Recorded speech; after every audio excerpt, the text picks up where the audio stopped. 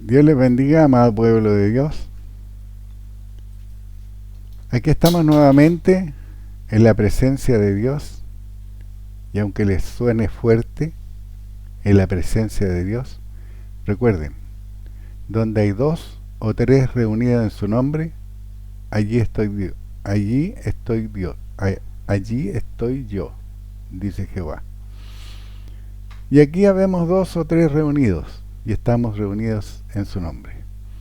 Continuaremos con el estudio los dos ministerios, el de muerte y el de justicia. Esta es la parte 2. Ahora veremos ministerio de justicia. Por Adán reinó la muerte, por Adán comenzó el ministerio de muerte, y Dios, por medio de Jesucristo su Hijo, proveyó a su creación el recibir la gracia y la justicia como un don, como un regalo, por medio del ministerio de justicia. Como siempre, tomen sus Biblias y vayamos a Romanos 5:18. Así que, como por la transgresión de uno vino la condenación a todos los hombres, de la misma manera por la justicia de uno vino a todos los hombres la justificación de vida. Es por medio de Jesucristo que se dio comienzo al ministerio de justicia. 1 Corintios 1:30. Mas por él estáis vosotros en Cristo Jesús, el cual nos ha sido hecho por Dios sabiduría, justificación, santificación y redención. Y como vimos en un estudio anterior, estos son los derechos filiales que nosotros tenemos: santificación, justificación, sabiduría y redención. 1 Corintios 1:31. Para que, como está escrito, el que se gloría, gloríese en el Señor. Como veíamos con anterioridad, la palabra para muestra el propósito. En este versículo el propósito es que el hombre se gloríe en Dios, el Padre de Jesucristo. Este propósito es el que ha pervertido el diablo. Ha llevado a las religiones, a todas, a adorar la creación y no al Creador. Es decir, los ha llevado a adorar a Jesús, la creación, al medio que Dios usó para redimir al hombre y a la mujer que estaba muerto en delitos y pecados. El adversario astutamente mantuvo y mantiene engañada a la creación de Dios para que de esta manera permanezca muerto espiritualmente y no tenga acceso al ministerio de justicia, sino que permanezca en el ministerio de muerte, al mantenerlos en idolatría y fornicación tras un ídolo. Convirtió en un ídolo a Jesús. El diablo lo sentó en el trono de Dios, haciéndolo pasar por Dios en las mentes de los fornicarios y prevaricadores, acostumbrados a adorar lo que ven. ¿Se han dado cuenta en esas publicaciones que ponen esos dibujos o actores que han estado en el cine personificando a Jesús?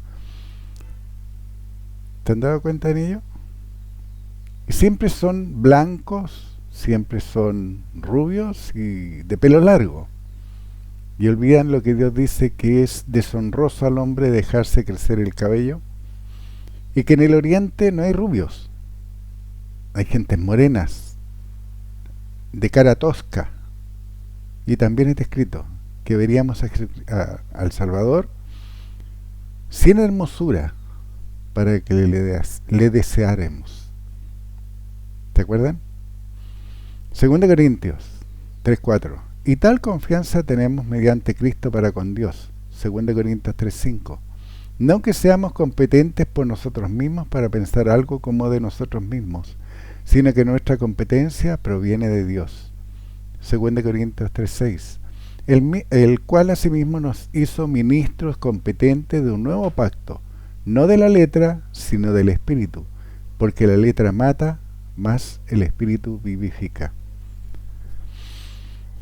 2 Corintios 3:7.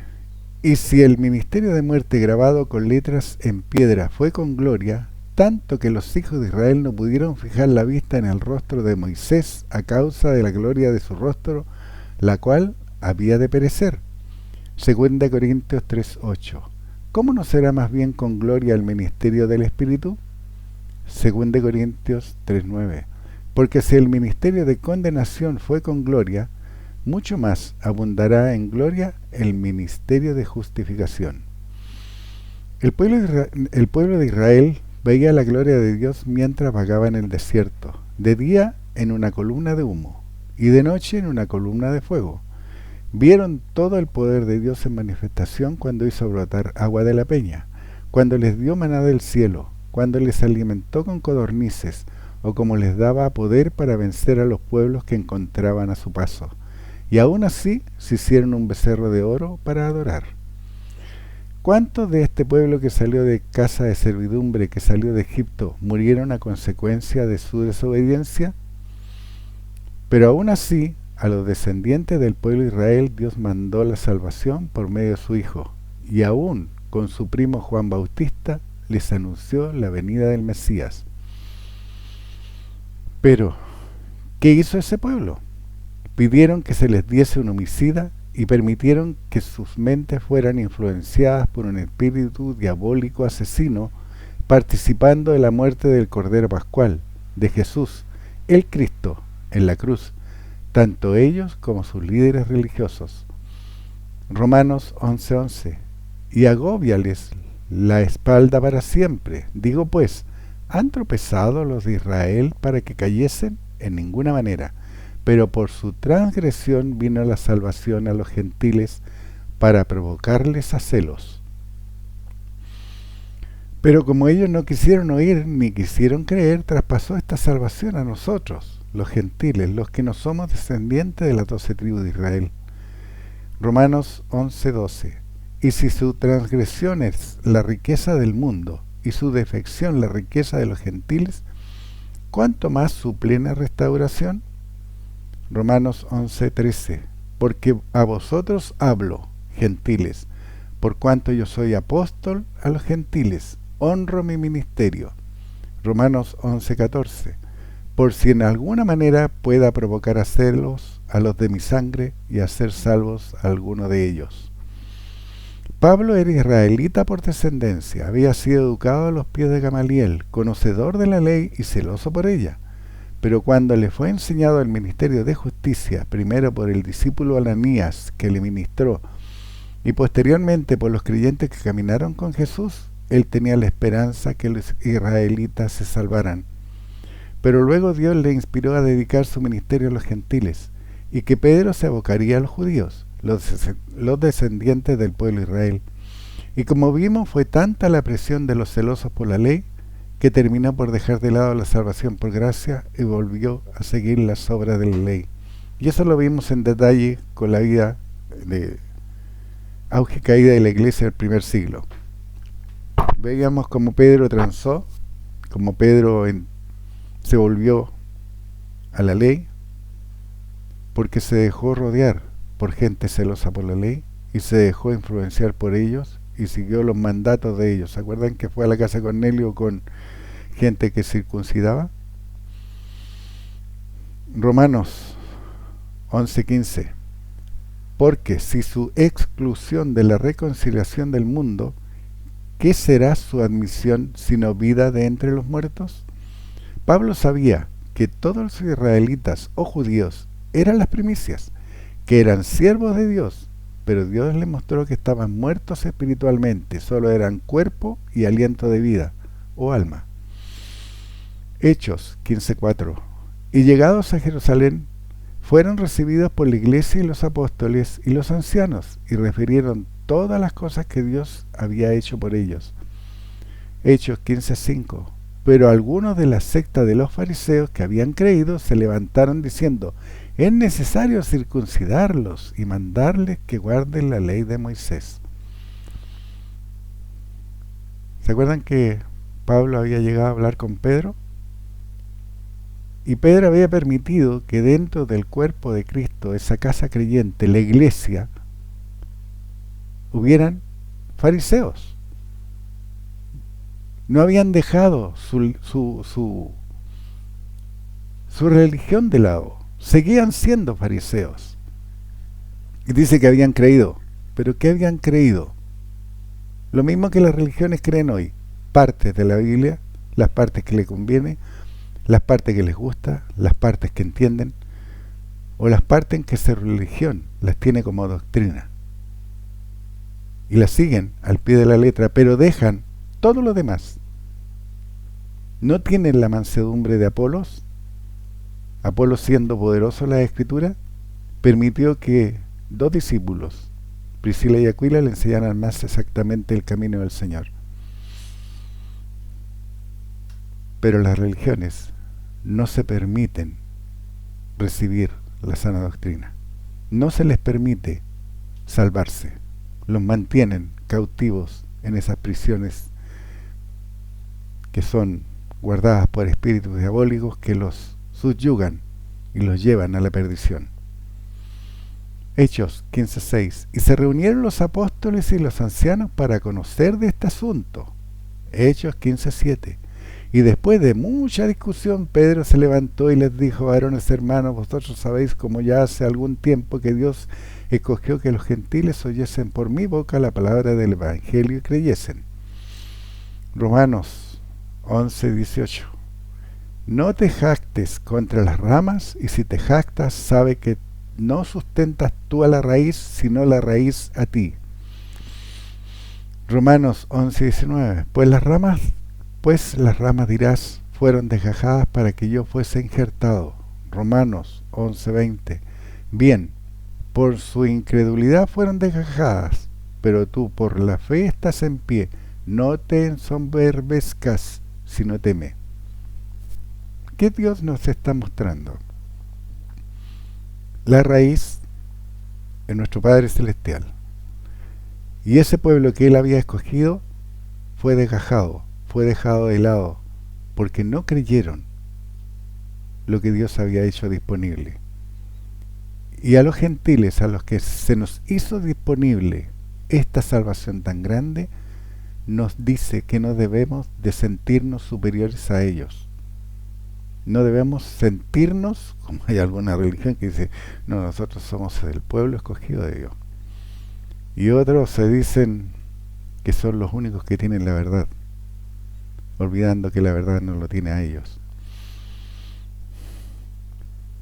El gentil, es decir, nosotros que no somos descendientes de las 12 tribus de Israel, no debemos sentirnos superiores a los israelitas que como una rama de un olivo fueron desgajadas de la raíz que es Dios. Ellos perdieron la salvación por su soberbia y dureza de corazón. Romanos 11:21. Porque si Dios no perdonó a las ramas naturales, a ti tampoco te perdonará. Dios nos advierte que si no perdonó a los israelitas, que eran el pueblo escogido, tampoco a nosotros nos perdonará si transgredimos, prevaricamos o fornicamos al ir tras dioses ajenos. Llámense esto religión, familia, gente, egolatría, dureza de corazón, soberbia, ideologías perversas y o todo lo que se opone por sobre o antes que a Dios, contradiciéndose y oponiéndose a poner por obra la sana doctrina de la palabra y voluntad revelada de Dios. Romanos 11:22. Mira pues la bondad y la severidad de Dios, la severidad ciertamente para con los que oyeron, pero la bondad para contigo, si permaneces en esa bondad, pues de otra manera tú también serás cortado. Si creyeran este versículo las religiones y los seguidores de esas religiones, ¿qué crees tú que harían si lo creyeran? Abandonarían las religiones en las cuales están y seguirían a Dios y a su voluntad. Pero no lo hacen porque prevalece lo carnal ante lo espiritual. Romanos 11:23. Y aun ellos, si no permanecieren en incredulidad, serán injertados, pues poderoso es Dios para volverlos a injertar. ¿Te das cuenta que también para los judíos, para los descendientes de los hijos de Israel, está disponible el que sean injertados nuevamente si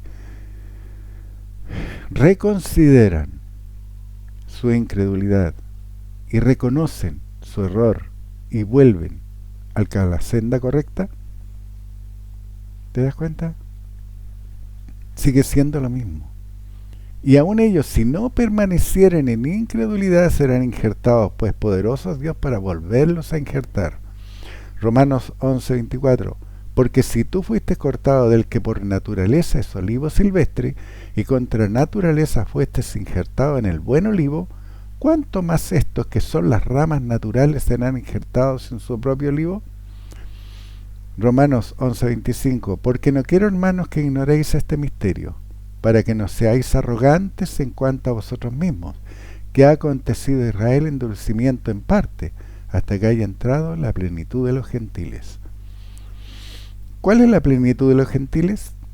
¿Se referirá a que el Evangelio llegue hasta lo último de la tierra? ¿Se referirá a la plenitud o totalidad de los que han sido ordenados o escogidos por Dios desde antes de la fundación del mundo para formar parte de los renacidos, el cuerpo de Cristo, la Iglesia? Romanos 11:26. Y luego todo Israel será salvo, como está escrito: vendrá de Sión el libertador que apartará de Jacob la impiedad. Romanos 11:27. Y este será mi pacto con ellos, cuando yo quite sus pecados. Así que en cuanto al Evangelio son enemigos por causa de vosotros, pero en cuanto a la elección son amados por causa de los padres. Romanos 11:28. Porque irrevocables son los dones y el llamamiento de Dios. ¿Quitó Dios ya los pecados de Jacob? Por supuesto que sí, ya lo hizo, por medio de la sangre derramada del Cordero. Ese Cordero Pascual, su Hijo Jesucristo, son amados por Dios por causa de sus padres, las 12 tribus de Israel, los descendientes de Jacob, porque a su descendencia, a Moisés Dios le había hecho la promesa: serás padre de muchas naciones. Y sabemos que nuestro Padre no cambia, no miente, no engaña. Primera de Pedro 2:9. Mas vosotros sois linaje escogido, real sacerdocio, nación santa, pueblo adquirido por Dios, para que anunciéis las virtudes de aquel que os llamó de las tinieblas a su luz admirable. Dios dice que nos adquirió, y claro que lo hizo. Pagó con la sangre de Jesucristo su Hijo. 1 Pedro 2:20. Vosotros que en otro tiempo no erais pueblo, pero que ahora sois pueblo de Dios, que en otro tiempo no habíais alcanzado misericordia, pero ahora habéis alcanzado misericordia. 1 Pedro 1:17. Y si invocáis por Padre a aquel que sin excepción de personas juzga según la obra de cada uno, conducíos en temor todo el tiempo de vuestra peregrinación. Sabemos que la palabra temor es un respeto reverencial a Dios y a su voluntad. 1 Pedro 1:18. Sabiendo que se fuiste rescatado de vuestra vana manera de vivir, la cual recibiste de vuestros padres, no con cosas corruptibles como oro o plata. 1 Pedro 1:19. Sino con la sangre preciosa de Cristo, como de un cordero sin mancha y sin contaminación. 1 Pedro 1:20. Ya destinado desde antes de la fundación del mundo, pero manifestado en los postreros tiempos por amor de vosotros. 1 Pedro 1:21. Y mediante el cual creéis en Dios, que Él lo resucitó de los muertos y le ha dado gloria, para que vuestra fe y esperanza sean en Dios. ¿Saben quién está hablando aquí? ¿O quién dejó por escrito la voluntad de Dios? Fue Pedro. Por los estudiosos se entiende y se cree que todos los manuscritos más antiguos se basaron en las enseñanzas que hizo Pedro, no después o más allá de 30 años de comenzado su ministerio, de haber renacido, quizás menos. En ese tiempo Pedro sí anduvo haciendo la voluntad de Dios, sí fue inspirado por Dios, y eso no podemos negarlo, no podemos ignorarlo. Pedro fue inspirado por Dios y fue uno de los 12 que fueron enseñados por Jesucristo. Fue uno de los 12 que llevó adelante el ministerio de reconciliación. Fue uno de los 12 que vivió y operó todo el poder de Dios para sí mismo, para su salvación y para salvar a otros. Pero que en el transcurso de su vida y las presiones del mundo con los religiosos que lo rodearon, se pervirtió su doctrina, al punto que ya después hasta a Pablo lo hizo hacer votos en cumplir la ley, para que vieran que estaba respetando la ley de Moisés, que era del ministerio de muerte, y dejara de lado el ministerio de justicia. Dios desde antes de la fundación del mundo había destinado a su Hijo con un propósito, y este propósito Jesús lo predicó a sus discípulos. Juan 16:7. Pero yo os digo la verdad, os conviene que yo me vaya, porque si no me fuera, el Consolador no vendría a vosotros, mas si me fuere, os lo enviaré. Jesús les enseñó a sus discípulos el propósito y la importancia de su partida, la llegada de un Consolador que sería una prueba irrefutable y que convencería al mundo. ¿Hay alguna religión que haya creído en la promesa que hizo Jesucristo, que era necesario que se fuera para que viniera el Consolador? ¿Han creído en el Consolador? ¿Ese Espíritu de verdad? ¿Lo manifiestan? Juan 19:8. Y cuando Él venga, convencerá al mundo de pecado, de justicia y de juicio. ¿Cuando venga quién? Ese Espíritu Santo. Cuando Él venga. Porque ese es el Consolador que enviaría el Padre. ¿Se acuerdan? Porque Jesucristo lo prometió. Leámoslo de nuevo. Juan 16:7. Mas yo os digo la verdad, os conviene que yo me vaya, porque si no me fuera el Consolador no vendría a vosotros, mas si me fuere os lo enviaré. ¿Se acuerdan que Jesucristo es el mediador entre Dios y los hombres? El donador es Dios, el mediador que lo hace disponible es Jesucristo, porque tú lo confesaste como Señor de tu vida, y Jesucristo y Dios están morando en ti por medio de ese Espíritu. Pero si no crees en el derramamiento del Espíritu Santo, en el nuevo bautismo, ¿cómo puedes tener a Dios en Cristo en ti? Imposible. Jesús les enseñó a sus discípulos el propósito y la importancia de su partida, la llegada de un Consolador, que sería una prueba irrefutable y que convencería al mundo. Juan 19:8. Cuando Él venga, convencerá al mundo de pecado, de justicia y de juicio. Juan 16:9. De pecado, por cuanto no creen en mí. ¿Cuántas religiones continúan en pecado? Porque no creen que Jesucristo es el Hijo de Dios. Juan 16:10. De justicia, por cuanto voy al Padre y no me veréis más. De justicia porque iba su Padre, lo que muestra por qué las religiones aún están en pecado, porque no creen, confiesen y enseñan que Jesús es Dios. Y eso, para Dios, es pecado, es idolatría. Se está adorando a la creación y no al Creador. Juan 16:11. Y de juicio, por cuanto el príncipe de este mundo ha sido ya juzgado. El ministerio de justicia comenzó con la ascensión de Jesucristo y quedó establecido al sentarse a la diestra de Dios Padre.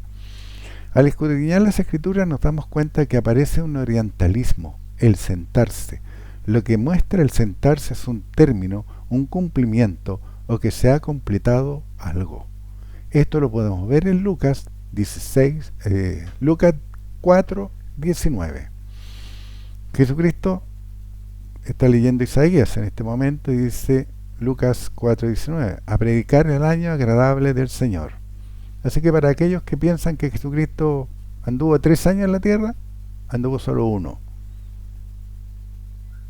Y yo me puedo asegurar de que es así, por el hecho de que el Cordero Pascual debía ser de 1 año para ser sacrificado.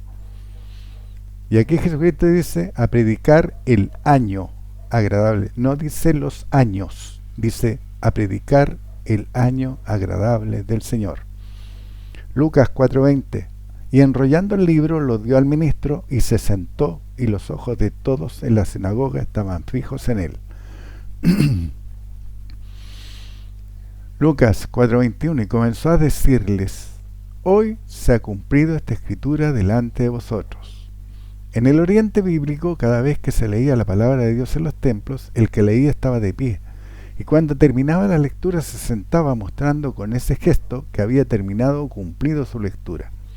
En el caso de la lectura que hizo Jesús, Él mostró a lo que Dios lo había enviado, a predicar el año agradable del Señor, dando comienzo así su ministerio aquí en la tierra. Primera de Juan 2:28. Y ahora, hijitos, permaneced en él, para que cuando se manifieste tengamos confianza, para que en su venida no nos alejemos de él avergonzados. Primera de Juan 2:29.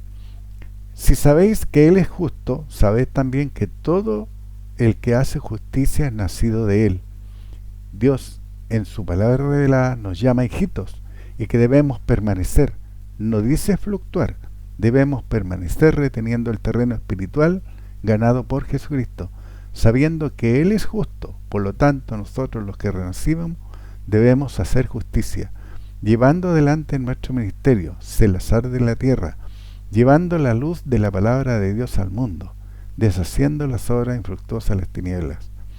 Pero Dios, en su infinita misericordia y mostrando que es justo, advierte a aquellos que después de conocer la sana doctrina persisten en el error, o vuelven a las prácticas contaminadas del viejo hombre que está viciado conforme a los deseos engañosos del Dios de este siglo. Segunda de Pedro 2:20. Ciertamente, si habiéndose ellos escapado de las contaminaciones del mundo con el conocimiento del Señor y Salvador Jesucristo, enredándose otra vez en ellas, son vencidos, su postrer estado viene a ser peor que el primero. Segunda de Pedro 2:21. Porque mejor les hubiera sido no haber conocido el camino de la justicia, que después de haberlo conocido volverse atrás del santo mandamiento que les fue dado. Detengámonos un momento en estos dos versículos. Dice Pedro, inspirado por Dios, ciertamente, si habiéndose ellos escapado de las contaminaciones del mundo por el conocimiento del Señor y Salvador Jesucristo, enredándose otra vez en ellas, son vencidos, su postrer estado viene a ser peor que el primero. ¿Él se volvió a los viejos rudimentos de la ley después de haber sido inspirado por Dios? Sí lo hizo. ¿Y cuál fue su postrer estado? Que Pablo le dijera que era un hipócrita y que Dios no hablara más de él en su palabra. ¿Qué es lo que pasó con su vida? Dios no lo dice. Así que todos aquellos que predican de que los discípulos murieron de tal o cual manera, lo único que hacen es predicar y hablar lo que la religión católica ha mandado y ha estipulado para así glorificar al hombre antes que a Dios. Segunda Pedro 2:21, porque dice, mejor les hubiera sido no haber conocido el camino de la justicia, que después de haberlo conocido volverse atrás del santo mandamiento que les fue dado. Así que a todos aquellos que están recibiendo esta doctrina, esta brisa fresca, y se niegan a creerla, bien, es su decisión, es su responsabilidad. Ustedes por hablarla y yo por hablarla hemos cumplido lo que Dios nos ha mandado. Hemos llevado el pan de vida, ese maná del cielo, para que se alimenten, para que se nutran y salgan del error. Si no lo quieren hacer, bien, pero nosotros hicimos la tarea. Libre de su sangre somos. Porque mejor les hubiera sido no haber conocido el camino de la justicia, que después de haberlo conocido volverse atrás del santo mandamiento que les fue dado. ¿Cuál es el santo mandamiento? Mateo 22:37. Jesús les dijo, amarás al Señor tu Dios con todo tu corazón y con toda tu alma y con toda tu mente. Mateo 22:38. Este es el primero y grande mandamiento. Si este es el primer y grande mandamiento, ¿cuál será el primer y grande pecado? El primer y grande pecado es no hacer y vivir el primer y grande mandamiento, es decir, amar a Dios con todo el corazón, el alma y mente. Ya sabemos por estudios anteriores que el corazón es el centro de creencia de la voluntad. El alma es el aliento de vida, es decir, con cada respiro que des, todo el tiempo en que haya aliento de vida en este cuerpo carnal. Y la mente con cada pensamiento. Mis pensamientos conscientes, orientados a amar a Dios, a hacer su voluntad, creyendo en mi cardia, en mi centro de creencia de mi voluntad, la palabra de Dios. Viviendo su voluntad revelada, haciendo la palabra de Dios mi estilo de vida, para lograr caminar dentro de los linderos establecidos por Dios en su palabra. Eso es amar a Dios. Cualquiera que no vive estos principios no puede decir que ama a Dios. Todos aquellos que dicen, creen o enseñan que Jesús es Dios encarnado, que Jesús es Dios o que Jesús es una de las tres partes de Dios, creyendo que es trinitario, no están amando a Dios. Se han salido de los linderos establecidos por Dios, están en pecado y serán de los que se retiren avergonzados de la presencia de Jesucristo en su venida, en su retorno por los santos. Los que creyeron que fueron justificados gracias a la obediencia de Jesucristo a los designios de su Padre serán salvados. Nosotros los gentiles que fuimos llamados al nuevo ministerio de justicia dejando atrás el ministerio de muerte de la ley, nosotros que fuimos justificados por gracia dejando atrás las obras de la ley, tenemos un mandato dado por Dios. 2 Corintios 4:1. Por lo cual, teniendo nosotros este ministerio, según las misericordias que hemos recibido, no desmayamos. 2 Corintios 4:2. Antes bien renunciamos a lo oculto y vergonzoso, no andando con astucia ni adulterando la palabra de Dios, sino por la manifestación de la verdad, recomendándonos a toda conciencia humana delante de Dios. 2 Corintios 6:3. No damos a nadie en ninguna ocasión de tropiezo para que nuestro ministerio no sea vituperado. Efesios 4:11. Y él mismo constituyó a unos apóstoles, a otros profetas, a otros evangelistas y a otros pastores y maestros. Jesucristo es el que constituyó apóstoles, profetas, evangelistas, pastores y maestros, y hoy también lo hace, ya que es Él el que mora junto a su Padre por medio de su Espíritu en el hombre o la mujer renacida. Es Dios por medio de Jesucristo en el hombre el que energiza los ministerios para servir a la casa creyente, el cuerpo de Cristo, la iglesia de gracia, según la necesidad, no el nombramiento que hace hoy el hombre carnal que dice representar a Dios, autodenominándose o autonombrándose con un ministerio específico. Y recuerden, Dios no hace excepción de personas. Nuestros hombres y mujeres pueden ser energizados por Dios. Nuestros hombres y mujeres pueden operar los 5 ministerios. Hombres y mujeres por igual, porque las mujeres son coherederas de la gracia. Recuerden, coherederas de la gracia, igual a nosotros. No hay diferencia. Así que para aquellas religiones que a las mujeres las tienen como sirvientas, están cometiendo un pecado y un pecado de muerte, porque le están quitando la salvación y el derecho y el privilegio de dar y servir el pan de vida a otros. Los 5 ministerios los energiza Dios en el creyente, sea este hombre o mujer, con un propósito. Efesios 4:12, a fin de perfeccionar a los santos para la obra del ministerio, para la edificación del cuerpo de Cristo. Efesios 4:13, hasta que todos lleguemos a la unidad de la fe y del conocimiento del Hijo de Dios, a un varón perfecto, a la medida de la estatura de la plenitud de Cristo. ¿Entienden cuán grande es el llamamiento que Dios nos ha dado? ¿Cuán grande es el regalo que Dios nos ha entregado? ¿Cuán grande es la responsabilidad que nosotros tenemos? No caigan de la gracia, no dejen la gracia, no se vuelvan a los ídolos, no se vuelvan a vivir dentro de la ley del hombre, vivan dentro de los mandatos y mandamientos de nuestro Padre Celestial, que nos ha dado este gran regalo que es la vida eterna, este gran regalo que es un ministerio que el que debemos llevar nosotros adelante. Amado pueblo de Dios, sean fieles, firmes y valientes para hacer la voluntad de Dios en este tiempo y en este tiempo de gran tribulación. Dios les bendiga y un fuerte abrazo.